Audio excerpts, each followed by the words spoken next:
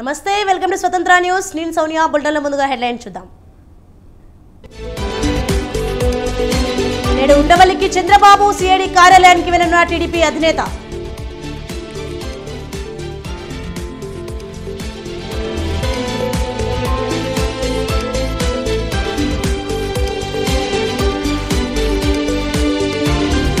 ఈ నెల 25 నుంచి సీఎం జగన్ జిల్లాల పర్యటన ఉత్తరాంధ్ర నుంచి ప్రారంభం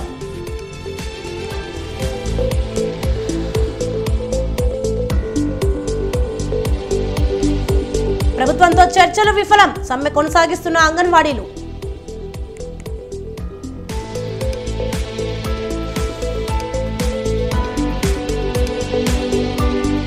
గద్వాల్ జిల్లా బస్సు ప్రమాద ఘటనపై పోలీసుల దర్యాప్తు డ్రైవర్ నిర్లక్ష్యమే కారణమని తేల్చిన పోలీసులు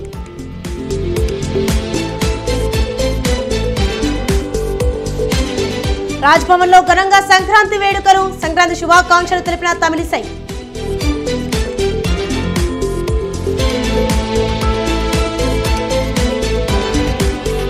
ప్రయాణికులతో కిటకిటలాడుతున్న బస్టాండ్లు రైల్వే స్టేషన్లు సంక్రాంతి పండుగకు పల్లెబాట పట్టిన పట్టణ జనం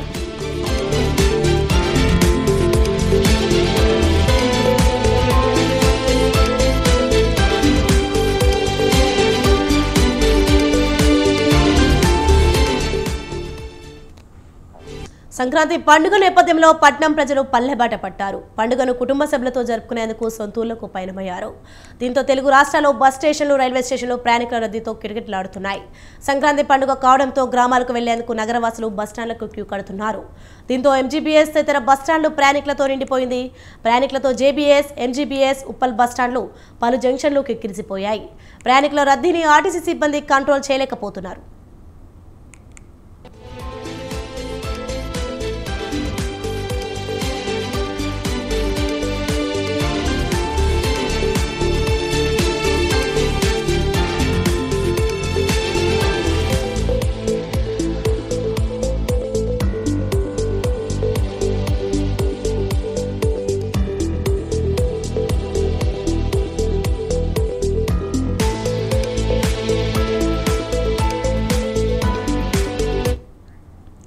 మరోవైపు హైదరాబాద్ విజయవాడ జాతీయ రహదారి వాహనాలతో కిక్కిరిసిపోయింది. ప్రజలు భాగ్యనగరం నుంచి పల్లెలకు బయలుదేరారు. దారి దొలితే వెళ్లిపోతామన్నట్లు వాహనాలు ఒకదాని వెనుక మరొకటి బారులు తీరాయి. ఎల్బీనగర్ నుంచి దండు మల్కాపురం వరకు 6 వరుసల రహదారి విస్తరణ పనులు జరుగుతుండటంతో బాటసింగారం వద్ద వాహనాల రాకపోకలకు కొద్దిసేపు అంతరాయం ఏర్పడింది. చౌటుప్పల్లో అండర్ పాస్ లేక ఆర్టీసీ బస్టాండ్ వద్ద 1/2 కిలోమీటర్ మేర వాహనాలు నిలిచిపోయాయి. యాదాద్రి జిల్లా పతంగి టోల్ ప్లాజా వద్ద వాహనాల రద్దీ నెలకొనడంతో జీఎంఆర్ విజయవాడ మార్గంలోనే 10 టోల్ బూత్లను తెరిచి వాహనదారులకు పంపించింది.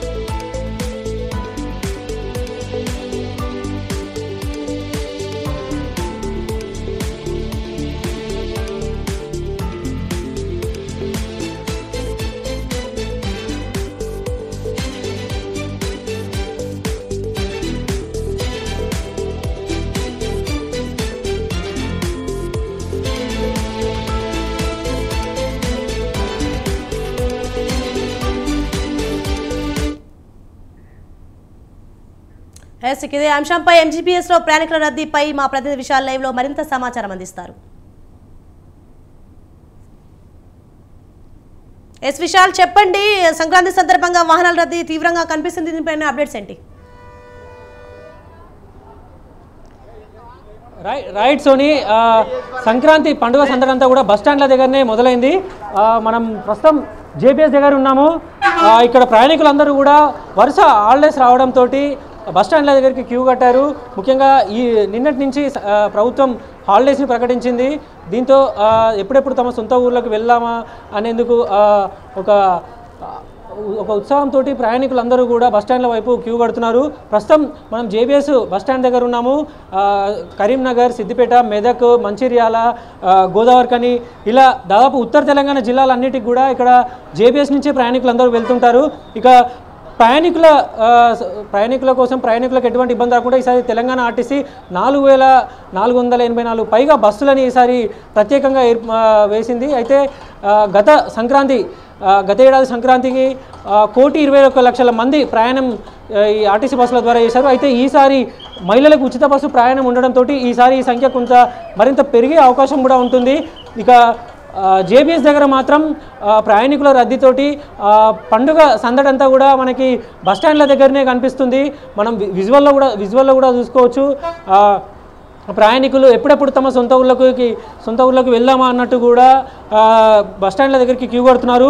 ఒక జేబీఎస్ఏ కాదు, Mahatma Gandhi bus stand, Uppal cross road, LB Nagar, Dilsukh Nagar, Kukatpally, Aramghar ఇలా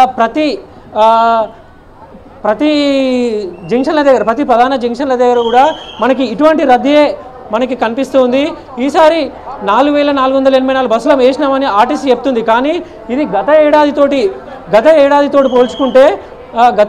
పోల్చుకుంటే ఇది కొంత నామమాత్రపు ప్రత్యేక బస్సులనే చెప్పుకోవాలి. అయితే మహాలక్ష్మి ఫ్రీ పథకం వచ్చిన తర్వాత ప్రయాణికుల సంఖ్య ఈసారి మరింత పెరిగే అవకాశం ఉంటుంది. అయితే ఈ ప్రయాణికుల సంఖ్య పెరుగుతుందన్న దృష్టిలో పెట్టుకొని ఆర్టీసీ మాత్రం ప్రత్యేక బస్సులని కొన్ని మాత్రమే, అంటే 261 ప్రత్యేక బస్సులు మాత్రమే మనకి ఈసారి ఆర్టీసీ ప్రత్యేకంగా వేసింది. అయితే ఈ బస్సులు ప్రస్తుతం ఉన్న ఈ ప్రయాణికులకు సరిపోకపోవడంతో కొన్ని ప్రధాన జంక్షన్ల దగ్గర తీవ్ర ఇబ్బందులు పడుతున్నారు. ఇక ఇదే అదనుగా ప్రైవేట్ ట్రావెల్స్ సామాన్యుల నుంచి అధిక ఛార్జీలు తీసుకొని, అధిక టికెట్ ప్రైస్లు తీసుకొని పండుగ కంటే ప్రయాణ ఖర్చులే ఎక్కువ అన్నట్టుగా అటు ప్రైవేట్ ట్రావెల్స్ దోపిడీకి పాల్పడుతున్నాయి. ఇక గత ఏడాది సంక్రాంతికి సాధారణ ఛార్జీలని ప్రకటించిన టీఎస్ఆర్టీసీ ఈసారి మాత్రం డైనమిక్ ప్రైజింగ్ అనే కొత్త విధానం తీసుకొచ్చింది. అంటే ప్రయాణికులకి తగ్గట్టుగా ప్రయాణికుల రద్దీ ఎక్కువ ఉంటే టికెట్ ప్రైస్ ఎక్కువ ఉంటుంది, ప్రయాణికుల రద్దీ తక్కువగా ఉంటే టికెట్ ప్రైసింగ్ అనేది తక్కువగా ఉంటుంది. సో ఈ డైనమిక్ ప్రైసింగ్ అనే విధానాన్ని ఈసారి ఆర్టీసీ తీసుకొచ్చింది. ప్రస్తుతం జేబీఎస్ దగ్గర చూసుకోవచ్చు బస్సు ఎప్పుడెప్పుడు వస్తుందా, ఎప్పుడెప్పుడు వెళ్ళిపోదాం అన్నట్టు కూడా ప్రయాణికులు బస్సు కోసం ఎదురు చూస్తున్నారు. అయితే ఆర్టీసీ ప్రత్యేక బస్సులు వేసినప్పటికీ అది ప్రయాణికుల రద్దీకి సరిపోకపోవడంతో అక్కడక్కడ మహిళలు వీళ్ళందరూ కూడా ఇబ్బందులు పడుతున్నారు. ముఖ్యంగా ఎప్పుడైతే ఫ్రీ బస్ సర్వీస్ వచ్చిన తర్వాత ప్రతిరోజు తెలంగాణలో 54 లక్షల మంది ప్రయాణికులు రోజు ప్రయాణిస్తున్నారు. ఇందులో మహిళలే 27 లక్షల మంది మహిళా ప్రయాణికులే ఉంటున్నారు. సో వీరికి సరిపడా బస్సులని ఏర్పాటు చేయడంలో టీఎస్ఆర్టీసీ కొంత ప్రత్యేక శ్రద్ధ చూపించాల్సిన అవసరం ఉంది. కానీ ప్రత్యేకంగా బస్సులను కేటాయించడంలో కొంత ఈసారి ఎక్కువగా కేటాయించలేదు. దీంతో ప్రయాణికుల ఇబ్బందులు మాత్రం తప్పట్లేదు. ఇప్పటికే ప్రైవేట్ ట్రావెల్స్ ప్రయాణికుల నుంచి అధిక ఛార్జీలు వసూలు చేసి వారి నడ్డి విసిరిస్తున్నాయి. ఇక చాలామంది మహిళా ప్రయాణికులు కొంతమంది ఉన్నారు, వారిని అడిగి తెలుసుకుందాం. మేడం, మీరు ఏ బస్ కోసం వెయిట్ చేస్తున్నారు? నేను కరీంనగర్కి వెళ్ళాలి. ఎంతసేపు అయింది మేడం మీరు వచ్చి? నేను వచ్చి ఒక ½ అన్ అవర్ అవుతుంది. ఎలా అనిపిస్తుంది మేడం సంక్రాంతికి ఊరు వెళ్ళడం? బాగుంది, బట్ ఈ రష్ అయితే చాలా ఉంది. బస్సెస్ పెంచామంటున్నారు కానీ ఏం పెంచినట్టు అనిపించట్లేదు. ఎంతసేపు నుంచి మీరు వెయిట్ చేస్తున్నారు?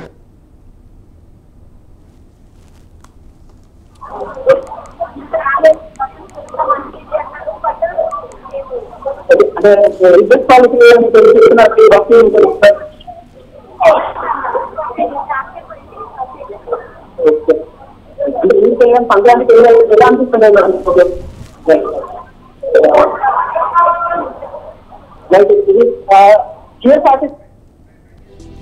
Right, thank you Vishal.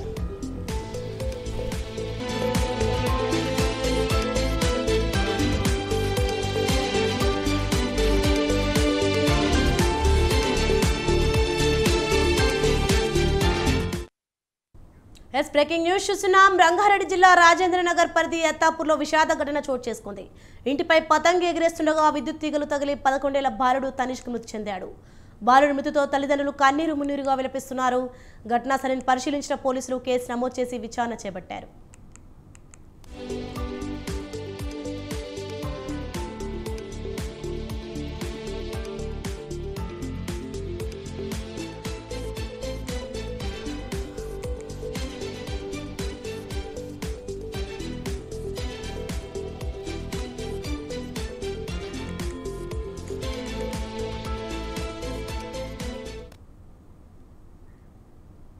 Telangana Janasamithi Congress పార్టీలో విలీనం అనేది అవాస్తవమని ప్రొఫెసర్ కోదండరాం స్పష్టం చేశారు.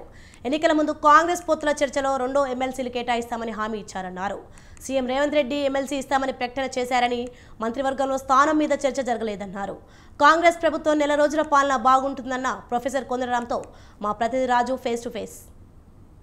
సమితి వ్యవస్థాపక అధ్యక్షులు ప్రొఫెసర్ కోదండరాం గారు మనతో పాటు ఉన్నారు. ఇటీవల పెద్ద ఎత్తున చర్చ జరుగుతూ ఉంది. ఎమ్మెల్సీ పదవి కేటాయిస్తారు. అలాగే పొత్తుల సందర్భంగా కూడా కాంగ్రెస్ పార్టీతో పొత్తుల అంశం చర్చకు వచ్చినప్పుడు కూడా ఏ విధమైనటువంటి అంశాలు చర్చకు వస్తాయి, మీకు ఎటువంటి పదవులు మీ పార్టీకి కట్టబెడతామనేటటువంటి చర్చ వచ్చింది సార్. వాళ్ళు మాతో మాట్లాడినప్పుడు ఎమ్మెల్సీలు 2 కార్పొరేషన్లు తర్వాత జిల్లా స్థాయి పదవులు ఇస్తామని అన్నారు. ఆ మేరకు ఇవాళ ఒక ఎమ్మెల్సీ ముందైతే ఇస్తాము, ఒక కార్పొరేషన్ కూడా ఇస్తుండవచ్చు బహుశా. అది మాకైతే ఇంతవరకు అధికారికంగా దానిపైన మేము చర్చ చేయలేదు. ఇది జరిగిన నిర్ణయం. అంటే మరోవైపు క్యాబినెట్ ఎమ్మెల్సీగా తీసుకొని క్యాబినెట్లో స్థానం కల్పిస్తారు అనేటటువంటి చర్చ కూడా తెలంగాణ రాష్ట్ర వ్యాప్తంగా జరుగుతూ ఉంది. వస్తే ఎటువంటి ఏ శాఖను తీసుకునేటటువంటి అవకాశం ఉంది? ఎమ్మెల్సీ అనేది వాస్తవం, మిగతా అన్నీ కూడా బయట జరుగుతున్నటువంటి ఒక చర్చనే. అది ఒక దాని గురించి మనం ఇప్పుడే మాట్లాడటం కూడా సమంజసం కాదు. ఏదన్నా ఉంటే ప్రభుత్వం చర్చ చేసినప్పుడు మాట్లాడాలి, కానీ బయట మేము కామెంట్ చేయటం కూడా కరెక్ట్ కాదు. అంతేకాకుండా కాంగ్రెస్ పార్టీ నెల రోజుల పాలన ఏ విధంగా ఉంది అంటే ఏం చెప్తారు సార్? బాగుందండి, చాలా బాగుంది. ఆంక్షలు లేవు, కొంచెం నెత్తి మీద ఏదో భారం దిగిపోయినట్టుంది. తర్వాత అన్నిటికంటే మించి ప్రజలకు తొవ్వ ఉన్నది. ఏదన్నా మంచి చెడు చెప్పుకోవటానికి ఒక అవకాశం ఉంది. అటు ప్రజాభవన్ కాడనో మంత్రులకు పోయి చెప్పచ్చు, అదన్నీ కూడా అవకాశాలు ఉన్నాయి చాలా. ఆ కారణాల చేత ఇది తర్వాత నిఘా లేదు మనుషుల మీద, అది చాలా ఇక ఒకటి ఊపిరి పీల్చుకున్నట్టుంది. కాబట్టి పాలన బాగుంది. తెలంగాణ రాష్ట్ర ఉద్యమంలో కీలకంగా పనిచేశారు. అనంతరం తెలంగాణ రాష్ట్ర ఏర్పాటు తర్వాత కూడా 10 ఏళ్ల పాటు పోరాటం చేశారు. తెలంగాణ రాష్ట్రానికి కావాల్సినటువంటి హామీలు అమలు కాలేదు, ఆకాంక్షలు నెరవేరలేదు అని చెప్తా ఉన్నారు. రాబోయే రోజుల్లో ఈ నెల 21వ తేదీన రాష్ట్ర సదస్సు నిర్వహిస్తూ ఉన్నారు. దాని ఎజెండా ఏంటి సార్? ప్రధానంగా ఈ రాష్ట్ర సదస్సు ముఖ్య ఉద్దేశం ఏంటంటే, ఒక దోపిడీ సాగుతూ ఉంది రాష్ట్రంలో. ఆ దోపిడీ వల్ల ఒక ఇబ్బందులు ఎదుర్కొన్నారు ప్రజలు. అది అంతమైంది ఎన్నికల్లో. ఇప్పుడు జాతీయ స్థాయిలో ఉన్న వివక్షతను కూడా అంతమొందిస్తే తప్ప తెలంగాణకు న్యాయం జరగదు. ఆ వివక్షత నీళ్ళ కేటాయింపు కాలేదు, మనకు రావాల్సినటువంటి సంస్థలు రాలేదు, విభజన హామీలు పూర్తి కాలేదు. అందుకని మేము ప్రధానంగా విభజన హామీల విషయంలో న్యాయం చేకూర్చాలనేది ఇవాళ మన డిమాండ్. గత ప్రభుత్వంలో మీరు పాదయాత్రలు చేశారు, కొన్ని నీళ్ల కోసం కావచ్చు, కృష్ణా జలాల కోసం కావచ్చు ముఖ్యంగా, అలాగే కొన్ని ప్రాంతాల్లో భూములు కోల్పోయాము అనేటటువంటి ఇండస్ట్రియల్ ఏరియాల్లో కూడా పోరాటం చేశారు భూముల కోసం. అయితే ఆ అంశాలను కూడా ఈ ప్రభుత్వంకి ఏ విధంగా విన్నవించుకొని ఉన్నారు సార్? ఇంకా ఆ విషయం మీద మేము ఎప్పుడో స్థూలంగా మాట్లాడటమే కానీ నిర్దిష్టంగా మాట్లాడే అవకాశం రాలేదు. ప్రభుత్వంతో కలిసి ఎప్పుడైనా మాట్లాడతాము, టైం అడిగినాము, మాట్లాడినాక పరిణామాలు మీకు చెప్తాం. ఫైనల్గా చెప్పండి సార్, ఇప్పటివరకు కాంగ్రెస్ పార్టీతో ఎన్నికల్లో వెళ్తూ ఉన్నారు. అయితే రాబోయే రోజుల్లో ఈ ఎమ్మెల్సీ పదవులు అటు కార్పొరేషన్ పదవులు తీసుకొని ఈ తెలంగాణ జనసమితిని కాంగ్రెస్ పార్టీలో విలీనం చేయబోతూ ఉన్నారు, చేసే అవకాశం కూడా ఉందని కొన్ని వార్తలు అయితే వస్తూ ఉన్నాయి. దీనికి ఏం సమాధానం చెప్తారు? పార్టీ విలీనం ఉంటుందా, లేకపోతే ఈ విధంగా జోడెట్ల బండిలాగా ముందుకు సాగిపోతారు? ఇప్పుడు మేమేం ప్రకటన చేయలే కదా, వాళ్ళు వీళ్ళు చేసిన ఊహాగానాలకు మేమెందుకు సమాధానం చెప్పాలి? మేము మా అస్తిత్వం మాకుంటుంది. పార్టీ విలీనం ఉంటుందా లేదా సార్? లేదని చెప్తున్నా కదా. ఇది ఓవరాల్గా పార్టీ విలీనం మాత్రం ఉండబోదు, 2 ఎమ్మెల్సీ ఈ స్థానాలు మాత్రం కేటాయిస్తారు అనేటటువంటి హామీ ఇచ్చారు ఎన్నికలకు ముందు. దానిలో భాగంగానే ఎమ్మెల్సీ పదవులతో పాటు కూడా కార్పొరేషన్ పదవులు కూడా కేటాయిస్తారనేటటువంటి మాటలు అయితే చెప్తున్నటువంటి పరిస్థితి ఉంది. కెమెరా పర్సన్ చందుతో రాజు, స్వతంత్ర టీవీ, హైదరాబాద్. సింగరేణి సీఎండీగా బాధ్యతలు చేపట్టిన బలరాం నాయక్ తొలిసారి పెద్దపల్లి జిల్లా రామగుండంలో పర్యటించారు. CHP coal coding and unloading ఉపరితల గనుల్లో కార్మికులను కలుసుకున్నారు. కార్మికులతో కలిసి అల్పాహార విందులో పాల్గొన్నారు. జీడీకే ఇంక్లైన్ గనిని సందర్శించి కార్మికుల సమస్యలను అడిగి తెలుసుకున్నారు. కార్మిక కుటుంబాలకు మంచినీటి సరఫరాతో పాటు గోదావరికని సింగరేణి ఆసుపత్రిని సూపర్ స్పెషాలిటీ ఆసుపత్రిగా మారుస్తామని ఆయన హామీ ఇచ్చారు. రక్షణతో కూడిన ఉత్పత్తి లక్ష్యంగా అధికారులు, కార్మికులు పనిచేయాలన్నారు. అనంతరం సింగరేణి కార్మికులకు, వారి కుటుంబాలకు బలరాం సంక్రాంతి శుభాకాంక్షలు తెలిపారు. అది కూడా ఒక ఇన్సెంటివ్ కూడా వాళ్ళకి ఇచ్చాము. దానివల్ల ఒక్కొక్క ఆపరేటర్ అడిగితే ఒక్కో షిఫ్ట్ దాకా 12 నుంచి 15, ఒక్కో 160 నుంచి 170 ట్రిప్పులు వేస్తున్నారు. వాళ్ళందరూ వాళ్ళతో ఇంటరాక్ట్ కావడం జరిగింది, వాళ్ళతో మాట్లాడడం జరిగింది. వాళ్ళు కూడా హ్యాపీగా ఫీల్ అయ్యారు. ఒక CMD లెవెల్లో రాత్రిపూట విజిట్ చేయడం, కార్మికులకు కలవడము. దాని తర్వాత మనం ఈరోజు మనం dedicate to incline underground మైన్ని విజిట్ చేయడం జరిగింది. అక్కడ కూడా మనకు కోల్ కట్టర్స్ కానీ మనకు ఆల్ ద డిసిప్లిన్ వాళ్ళతో మాట్లాడడం జరిగింది. దీనివల్ల అలాగే మనం ఈరోజు ఇక్కడ ఉన్నాము, అందరితో ఇంటరాక్ట్ కావడం జరిగింది. ఇక్కడ ఉన్న సమస్యలు మెయిన్ కొంచెం కార్మికులకి వాటర్ నీటి సరఫరాలో కొంచెం ప్రాబ్లం ఉంది. దానికోసం ఒక ర్యాపిడ్ గ్రావిటీ ఫీల్డ్ అని ఈ నెలాఖరులోగా ఇనాగ్రేట్ చేసుకుంటాము. ఆ తర్వాత హాస్పిటల్స్, మన హాస్పిటల్ చాలా ఇంపార్టెంట్ హెల్త్ పరంగా. మనం ఏ సమస్య వచ్చినా హైదరాబాద్ పోవాల్సి వస్తుంది. ఇక్కడ కనుక మంచి సదుపాయాలు ఉంటే ఇంకా బాగా మనం సేవలు అందించవచ్చు. దాని పరంగా ఒక సూపర్ స్పెషాలిటీ తరహాలో ఒక రామగుండం ఏరియా హాస్పిటల్ని, గోదావరిఖని ఏరియా హాస్పిటల్ డెవలప్ చేస్తే. నిర్మల్ జిల్లా జాతీయ రహదారిపై డ్రైవర్లు నిరసన చేపట్టారు. లారీలు నడుపుతున్న డ్రైవర్ల మెడలో ఇతర డ్రైవర్లు చెప్పుల దండలు వేశారు. హిట్ అండ్ రన్ చట్టాన్ని రద్దు చేయాలని 2 రోజులుగా డ్రైవర్లు ఆందోళన చేస్తున్నారు. తాము విధుల్లో పాల్గొనకుండా రోడ్డెక్కి ఆందోళన చేస్తుంటే కొందరు డ్రైవర్లు లారీలు నడపడం పట్ల వారు మండిపడ్డారు. नहीं देखो पूरे गाड़ी रोके सो यहाँ पे लोडिंग भर के आए सो गाड़ी ये देखो यहाँ पे रोक के रखे श्रीकांत अन्ना देखो ये देखो बबलू दादा भी यहाँ पे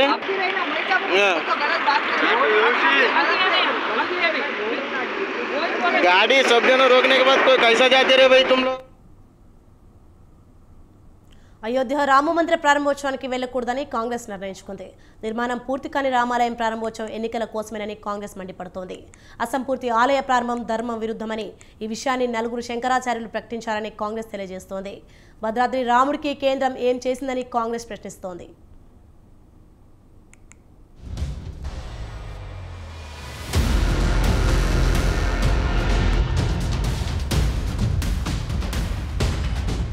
నిర్మాణం పూర్తి కాని అయోధ్య రామాలయాన్ని ఎన్నికల ముందు హడావిడిగా ప్రారంభించడం వెనుక ఆంతర్యమేంటని కాంగ్రెస్ పార్టీ నేతలు ప్రశ్నిస్తున్నారు. తాము అయోధ్య రామ మందిర ప్రారంభోత్సవానికి హాజరు కావడం లేదని ఆ పార్టీ నేతలు స్పష్టం చేశారు. రాజకీయాల్లోకి రాముడిని లాగడం తగదని, ఇందుకే తాము ఈ కార్యక్రమానికి దూరంగా ఉంటున్నామని కాంగ్రెస్ నేతలు తెలిపారు.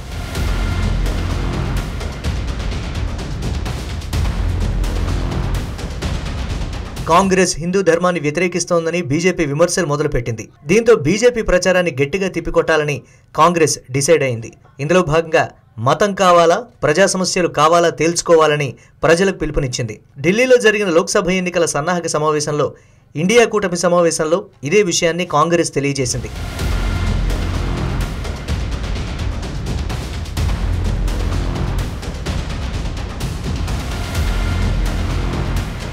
మోదీ ప్రభుత్వ వైఫల్యాలు, ప్రజా సమస్యలు, మైనారిటీ, అణగారిన వర్గాలపై దాడులు, ధరల పెరుగుదల, నిరుద్యోగం వంటి అంశాలను ప్రజల్లోకి విస్తృతంగా తీసుకువెళ్లాలని హస్తం పార్టీ నేతలు భావిస్తున్నారు. ఈ విషయాన్ని గడప గడపకు తీసుకువెళ్లేందుకు కాంగ్రెస్ పార్టీ కార్యాచరణ సిద్ధం చేసింది. ఆదివారం నుంచి కాంగ్రెస్ అగ్రనేత రాహుల్ గాంధీ మరొక పాదయాత్రను ప్రారంభిస్తున్నారు. మణిపూర్ నుంచి ముంబై వరకు దాదాపు 6000 కిలోమీటర్ల మేర రాహుల్ గాంధీ భారత్ జోడో న్యాయయాత్ర చేపడుతున్నారు. ఈ యాత్ర ద్వారా మోదీ ప్రభుత్వ వైఫల్యాలను ఎండగట్టాలని కాంగ్రెస్ నిర్ణయించింది.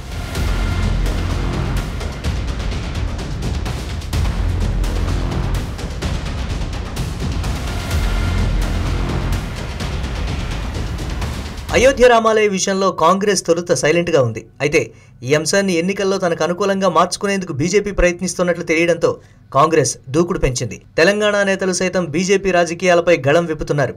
తాజాగా మెదక్ మాజీ ఎంపీ, కాంగ్రెస్ సీనియర్ నేత సినీ నటి విజయశాంతి మోదీ, అమిత్ షాను టార్గెట్ చేస్తూ ట్వీట్ చేశారు. తాము అయోధ్య రాముణ్ణి ఎంతగా అభిమానిస్తామో భద్రాద్రి రాముణ్ణి సైతం అంతగానే విశ్వసిస్తామని విజయశాంతి తెలిపారు. తెలంగాణకు ఎన్నోసార్లు వచ్చిన మోదీ, అమిత్ షాలకు భద్రాచలం సందర్శించే తీరిక లేదా అని ఆమె ప్రశ్నించారు.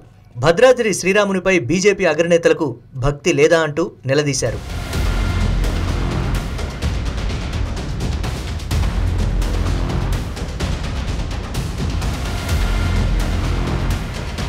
భద్రాద్రి రామాలయ అంశంలో బీజేపీ ప్రభుత్వంపై కాంగ్రెస్ నేతలు ప్రశ్నలు కురిపిస్తున్నారు. అయోధ్య పేరుతో రాజకీయం చేస్తున్న అధికార బీజేపీ భద్రాద్రి అభివృద్ధి కోసం నిధులు ఎందుకు కేటాయించలేదని కాంగ్రెస్ ప్రశ్నిస్తోంది. భద్రాద్రి రామయ్య ఆలయం 800 ఎకరాల భూములను ఏపీకి అప్పజెప్పి భద్రాద్రి రాముడి ఆలయానికి అన్యాయం చేశారని కాంగ్రెస్ మండిపడుతోంది. భద్రాచలాన్ని ఆనుకొని ఉన్న 5 గ్రామ పంచాయతీలను ఏపీకి ధారాదత్తం చేశారని విమర్శించారు. పోలవరం ముంపులో భద్రాచలాన్ని ముంచుతున్న ఘనత కేంద్ర ప్రభుత్వానిదేనని మండిపడ్డారు.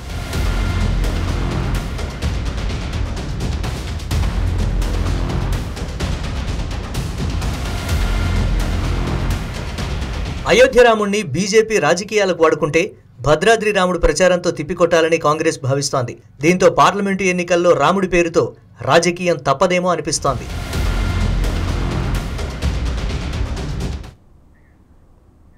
బైక్పై ప్రేమ వ్యవహారాలు సాగిస్తూ మహిళల మెడలో బంగారు వస్తువులు తెలివిగా తస్కరించడం ఈ ప్రేమ జంటకు వెనుతో పెట్టిన విద్య. సాధారణంగా ఇద్దరు బాయ్ ఫ్రెండ్స్ లేదంటే సింగిల్ పర్సన్ చైన్ స్నాచింగ్ చేయడాన్ని మనం చూసాం. అయితే ఈ ప్రేమ జంట చైన్ స్నాచింగ్ చొరకలో ఆరితేరిపోయింది.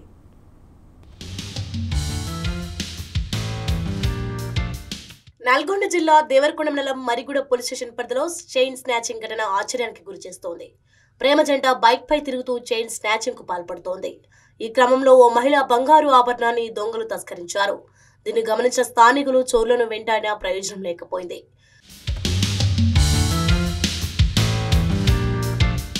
బంగారు ఆభరణం పోగొట్టుకున్న బాధిత మహిళ పోలీసులను ఆశ్రయించింది. మరిగూడ పోలీస్ స్టేషన్లో ఫిర్యాదు చేసింది. కేసు విచారణ మొదలెట్టిన పోలీసులు తొలుత సీసీ ఫుటేజ్ ని పరిశీలించారు. చోర జంట నెంబర్ ప్లేట్ లేని బండి మీద తిరుగుతున్నట్లు పోలీసులు గమనించారు.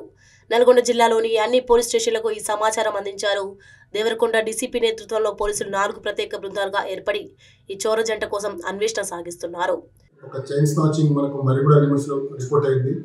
ఈ మరిగూడకు సంబంధించిన సునీత ఒక లేడీ వ్యవసాయ పనికి వెళ్ళి వస్తుంటే ఆవిడ రోడ్డు మీద నిలబడినప్పుడు ఒక యువకుడు ఒక 22-25 ఇయర్స్ లోపు ఉంటుంది ఇద్దరికి. ఒక స్కూటీ మీద వచ్చి ఆమెను అడిగారు, ఎక్కడికి పోతున్నాం అంటే వీళ్ళే అడిగారు మరిగూడ ఎక్కడంటే ముందుకని చెప్పింది. మేము అటే పోతున్నాం, మీరు రమ్మంటే ఆ పాపం లేడీ ఉంది కదా అని చెప్పి లిఫ్ట్ ఎక్కింది. మధ్యలో ఎక్కించుకొని తీసుకుపోయారు. కొంచెం దూరం పోయిన తర్వాత ఆ వెనక ఉన్న లేడీ ఎవరైతే దొంగగా అనుమానిస్తుందో ఆమె న్యాచురల్ కాల్ అని చెప్పగానే బండి ఆపారు. ఆపగానే మూత్రం పోద్దామని ఆమె దిగినట్టు నటించింది. ఈ పాప ఏమో లేడీ ఆమె తోడు పక్కకు రాగానే ఆ లేడీ ఆ మెడలో ఉన్న గొలుసు పట్టి గుంజుకుంది. పరిగెత్తిపోయి ఈ స్కూటీ మీద ఎక్కి పారిపోయింది. చైన్ స్నాచింగ్ పై మహిళలు అప్రమత్తంగా ఉండాలని దేవరకొండ పోలీసులు తెలియజేశారు.